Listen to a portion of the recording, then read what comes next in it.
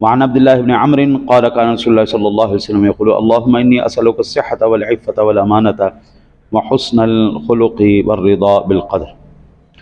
حضرت عبداللہ ابن عمرو رضی اللہ تعالیٰ عنہ سے روایت ہے، وہ فرماتے ہیں کہ میرے آقا جی علیہ الصلوۃ والسلام اس طرح دعا فرماتے تھے: اے اللہ، میں تجھ سے تندرستی، پاک دامنی، امانت داری، اچھے اخلاق اور تقدیر پر رضا مانگتا ہوں۔ یہ آقا جی علیہ الصلوۃ والسلام دعا فرماتے ہیں۔ تمہیداً اس بات کو یاد رکھیے کہ بدخلقی، تکبر، جھوٹ، گالم گلوچ، حسد، بغض، کینہ، یہ تمام صفات اللہ کو ناراض کرنے والی ہیں، معاشرتی فساد کا سبب بنتا ہے اور آخرت میں ہلاکت کا سبب بنتا ہے۔ ایک صفت پر میں آپ کو عرض کروں تو میرے آقا جی علیہ الصلوۃ والسلام نے ارشاد فرمایا: اکمل المؤمنین ایمانا احسنہم خلقا وخیارکم خیارکم لنسائہم۔ جامع ترمذی شریف کی 1162 نمبر پر یہ روایت موجود ہے۔ آقا جی علیہ الصلوۃ والسلام نے فرمایا: تم میں سے کامل ترین ایمان والا مسلمان مومن وہ ہے جس کا اخلاق اچھا ہے، اچھے اخلاق والا قوم کے ساتھ بھی، وخیارکم خیارکم لنسائہم، اور اپنی بیوی کے ساتھ اچھا سلوک کرنے والا۔ گھر میں بھی اچھا ہو، باہر تو سارے اچھے ہوتے ہیں، باہر تو سارے اچھے ہوتے ہیں، لیکن جیسے ہی گھر آتے ہیں اصل میں ان کی پھر جو ہے نا جی وہ کیفیت سامنے آتی ہے۔ 25 سال میرے گزر گئے، بلکہ اب 26واں لگ گیا، 26 سال گزر گئے ہیں۔ ہم پنجابی فیملی ہیں، ہماری زبان پر گالی تو ایسے ہی ہے نا بالکل پانی کی طرح چل رہی ہوتی۔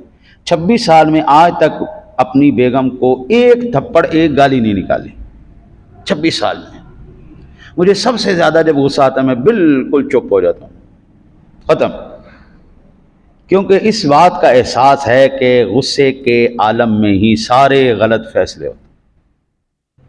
میرا 26 سالہ ریکارڈ ہے، میں نے دارالافتاء میں آج تک ایک فتویٰ ایسا نہیں لکھا جس فتوے میں یہ پوچھا گیا ہو جی ہم آپس میں بیٹھے ہوئے تھے جی، بڑے پیار و محبت کی باتیں ہو رہی تھی، بس اس پیار محبت میں مجھ سے طلاق ہو گئی بیوی کو۔ ہر فتوے میں ایک ہی چیز آتی ہے، چاہے وہ فون پہ ہے، چاہے میسج پہ ہے، چاہے کاغذ پہ ہے، جی میں غصے میں بیٹھا ہوا تھا، میں نے غصے میں بیوی کو طلاق دے دی۔ ایک جملہ، ایک فتویٰ ایسا نہیں آیا کہ ہم بیٹھے ہوئے تھے، بڑی پیار محبت کی باتیں ہو رہی تھی آپس میں، اور ہم نے پیار محبت میں ایک دوسرے کو غصے میں بیٹھے ہوئے تھے جی، بس لڑائی ہو گئی، غصہ آ گیا تو میں نے طلاق دے دی۔ کچھ لمحات ہوتے ہیں، 15-20 منٹ، آدھا گھنٹہ ہوتا ہے، بندہ اس وقت بس قابو کر جائے اپنے آپ کو، ساری زندگی شرمندگی سے بچ جاتا ہے اللہ رسول کی بارگاہ میں۔ اب ایمان سے بتائیے گا، اللہ اور اس کے رسول کے قوانین جو ہے وہ کیا کسی کو نہیں پتا 3 مرتبہ طلاق دینے سے طلاق ہو جاتی ہے؟ نہیں پتا کسی کو، اتنے چننے کاکے ہیں کہ بیچاروں کو پتہ ہی نہیں ہے، لیکن زبردستی دیں گے، جان بوجھ کے دیں گے۔ پھر کہیں گے مولوی صاحب آپ کوئی حل نکالو نا، اس کا حل نکالو۔ مولوی صاحب آپ اس میں حل کیا نکالے، قانون اللہ کا ہے۔ اچھا جی، میں آپ کو بڑا مزے کا ایک واقعہ سناؤں۔ میں جہاں پہ پہلے خدمت کرتا تھا، رات کو میرا وہاں پہ درس بھی تھا، وہاں پہ مجھے پتہ چلا جی ایک بندے نے بتایا کہ یہ بندہ جو ہے یہ فلاں برادری کا ہے، مجھے یاد ہے، ان کا نام بھی یاد ہے اور برادری بھی یاد ہے، لیکن میں صرف مسئلہ عرض کرنا چاہتا ہوں۔ یہ بندہ، انہوں نے ڈرامہ بنایا ہوا ہے، اپنی بیوی کو کچھ عرصے بعد طلاق دیتے ہیں اور پھر آپس میں صلح کر لیتے ہیں۔ میں نے کہا کہ اچھا بلاؤ ذرا بات کرتے ہیں۔ میں نے کہا یار میں نے یہ بات سنی ہے آپ کے بارے میں، کیا آپ کی رائے؟ انہوں نے کہا جی چھوڑو جی مولوی صاحب، اسی اتصال اس کنی واری طلاقہ دے لینا۔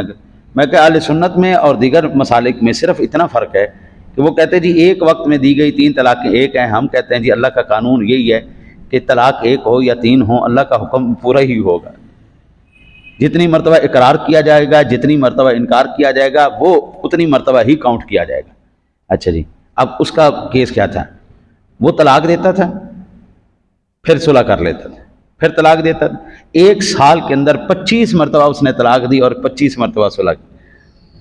اب کسی دنیا کے مسلک کے کسی بھی عالم کا، کسی بھی مفتی کا کوئی فتویٰ نہیں ہے کہ آپ 25 مرتبہ طلاق دیں ادھر طلاق دے دی، شام کو دے دی، صبح کو دے دی، ادھر دے دی، ادھر دے دی. پھر میں نے کہا تو پھر آپ صلح کیسے کرتے ہیں؟ کہتے جی ساڈے محلے دی مائی صاحبہ نے وہ سپارہ پڑھاندیاں نے، وہ کہندیاں نے کہ اے مولویاں نے تو ایویں دین بنایا ہے، مولویاں نے تماشا بنایا ہے، یہ کوئی طلاق شلاق نہیں ہوندی، 60 مسکیناں نو کھانا کھواؤ تو طلاق ٹوٹ جاندی. کیا بات ہے. میں نے کہا ہم نے عمر گزر گئی پڑھتے پڑھاتے ہوئے، ساری زندگی قرآن پڑھائی، حدیث پڑھی، ہمیں تو ایسا مسئلہ کہیں پر نظر نہیں آیا کہ آپ 60 مسکینوں کو کھانا کھلائیں اور آپ کی طلاق چھوٹ جائے گی. بس وہ کرتے جا رہے ہیں. میں نے کہا خدا کا خوف کرو. کہتے چھڈو جی مولوی صاحب چھڈو، تسی کہڑے تماشے لائے نے، تواڈے اپنے ہی دین ہوندے نے. اللہ اور اس کے رسول کا قانون، اللہ اور اس کے رسول کا قانون ہے. یہ باتیں جو بظاہر بڑی معمولی لگتی ہیں، لیکن رسول اکرم صلی اللہ علیہ وسلم کی ذات گرامی نے ان کو اتنی وضاحت کے ساتھ ہمیں بیان کیا ہے. تم میں سے بہترین شخص وہ ہے جو اپنی عورتوں کے لیے بہتر ہے. حضرت صاحب پلوانی اس کو کہتے ہیں، آگے بھی بندہ ہو، آگے بھی پلوان ہو، آپ اس کو مکہ مارے، وہ آپ کو تھپڑ مارے، پتہ لگے کہ جناب پلوانی ہوئی ہے. عورتوں کو مارنا یہ کوئی انسانیت ہے؟ یہ کوئی بہادری ہے؟ دنیا کا سب سے بزدل ترین اور سب سے کمزور ترین انسان ہے جو عورت پہ ہاتھ اٹھائے، سب سے کمزور ترین. یہ انسانیت کا تقاضا نہیں. میرے آقا جی علیہ الصلوۃ والسلام نے فرمایا ما من شیء اثقل فی المیزان من حسن الخلق. ابو داؤد شریف کی 4799 نمبر پر یہ حدیث پاک موجود ہے. آقا جی نے فرمایا میزان پر حسن اخلاق سے وزنی شے کوئی نہیں ہونی. اب جتنی بھی نیکیاں کرتے ہیں، جتنی بھی نیکیاں کرتے ہیں، سب نیکیوں میں سے بھاری ترین نیکی حسن اخلاق. بندہ کسی سے ملاقات کرے، مسکرا کے ملے، تو اس میں کیا کون سا بل آ جائے گا؟ بندہ اچھے طریقے سے بات کرے، اس میں کون سا بل آ جائے گا؟ وہ بل آئے گا. میرے آقا جی علیہ الصلوۃ والسلام نے فرمایا ان المؤمن لیدرک بحسن خلقہ درجۃ الصائم للقائم. ابو داؤد شریف کی 4798 نمبر پر یہ حدیث پاک ہے. آقا جی نے فرمایا حسن اخلاق والا شخص اتنا مقام پا لیتا ہے اللہ کے ہاں جتنا روزہ رکھنے والا اور ساری رات قیام کرنے والا اللہ کی بارگاہ میں درجہ پاتا. سارا دن روزہ نہیں رکھا، ساری رات اس نے قیام نہیں کیا، صرف کیا کیا؟ عمل کیا، حسن اخلاق سے بات کی. اللہ سونا پھر اس کو دیکھو کس مقام تک لے کے جا رہا ہے.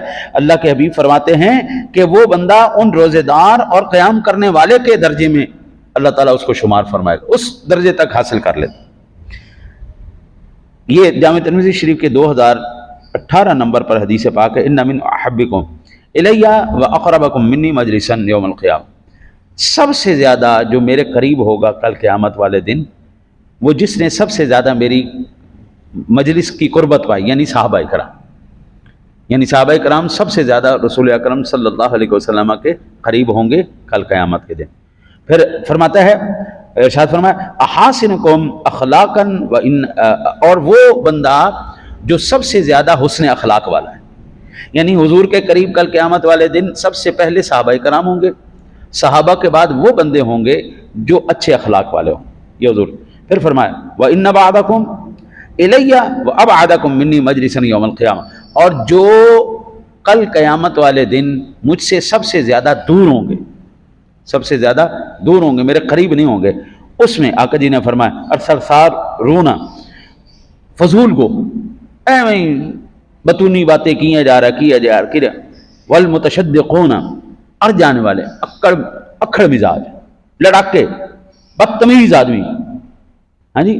پھر فرمایا والمتفیہقون، اور جھوٹ اور فساد پھیلانے والے، فساد پھیلایا، لڑائیاں پائیاں، وہ انہیں انج کہتا، انہیں انج کہتا، انہیں انج کہتا، انہیں انج. زبان کی تھوڑی سی لذت کے پیچھے انسان اپنے اعمال کا اور اپنی مجلس کا بیڑا غرق کر بیٹھا ہے. حضور کے قریب نہیں ہوں گے ایسے بندے، حضور سے دور ہیں کل قیامت. حضرت یہ دنیا گزر جانی ہے، معاملات گزر جانے رہے، آپ کا اخلاق جانا ہے. مرنے کے بعد صرف آپ کی یاد باقی رہے گی، آپ کا ذکر باقی رہے گا. وہ بندہ بڑا اچھا تھا یار، اس بندے نے یہ کام بڑا اچھا کیا، اس نے یہ کام کیا. اور ہر وقت پھر بندہ لڑائیاں، جھگڑے، فساد، اس کا حق کھا لے، اس کا حق کھا لے، اس کا حق کھا لے، یہی بندہ کرتا رہ جائے تو پھر مرنے کے بعد کہندے یار چنگا ہویا مر گیا یار، منحوس آدمی سی، دنیا ہی ہوندے تو عذاب سے. اللہ کے ہاں سب سے بدترین انسان وہ ہے جب وہ مرے تو دنیا کا یا اللہ تیرا شکر ہے، اے مر گیا، سب سے بدترین انسان۔ اور اللہ کو پسندیدہ وہ بندہ ہے جس کے بعد اس کی خلق خدا کہ نہیں یار بندہ کمال کا تھا، ہمارے ہاتھ سے نکل گیا، بندہ کمال کا تھا، اچھا آدمی۔ دعا کرو اللہ تعالیٰ آپ کو مجھے عمل کی توفیق عطا فرمائے۔ اللہم